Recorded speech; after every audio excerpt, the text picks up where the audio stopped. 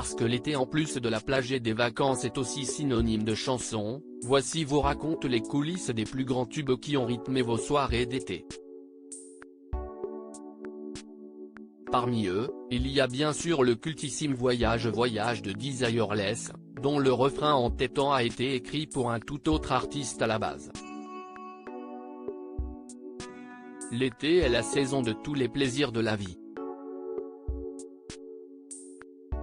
C'est le moment de l'année où l'on peut se prélasser au bord de l'eau en sirotant un petit cocktail, où l'on organise des journées entières consacrées au barbecue et aux proches, où l'on se laisse aller au farniente tout en dansant toute la nuit sur les fameuses chansons de l'été.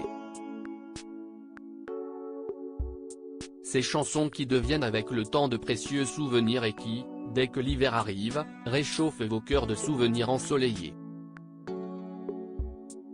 Vous vous rappelez d'une soirée d'été où vous avez tenté de charmer le ou la partenaire de vos rêves sur Reality de Richard Sanderson, ou bien fait tomber la chemise avec vos amis comme vous avez incité à le faire le groupe toulousain Zebda en 1999. Les tubes de l'été sont aussi parfaits pour apprendre de nouveaux pas de danse, comme en 1996 où le monde entier s'est mis à faire la Macarena du groupe Los Del Rio, ou alors comme en 2002, avec une autre chanson venue d'Espagne, Ketchup Song, Acerere, de la Ketchup dont la chorégraphie est devenue un incontournable des soirées estivales.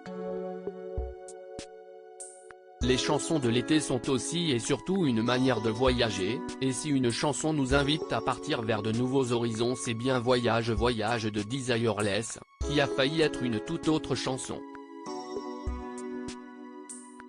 De Michel Delpech à Desireless au-dessus des vieux volcans, glisse des ailes sous le tapis du vent. C'est avec ces premières paroles que les Françaises et les Français découvrent la voix de Desireless en 1986. Née en 1952, Claudie Fritsch-Mantro de son vrai nom n'était à la base pas destinée à devenir chanteuse.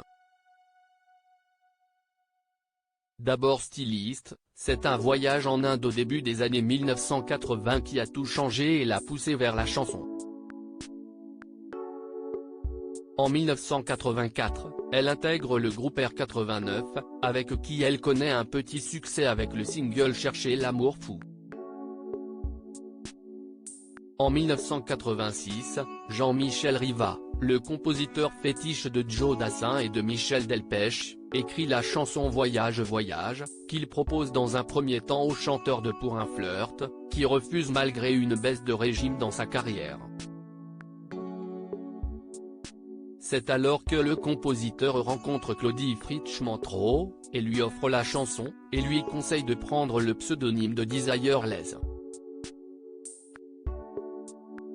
Cette dernière accepte et le succès est au rendez-vous.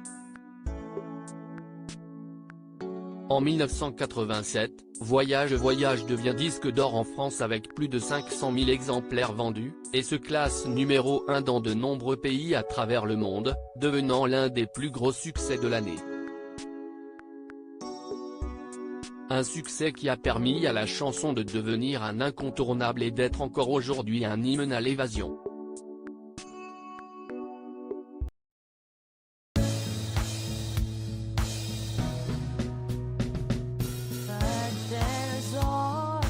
Through the rough times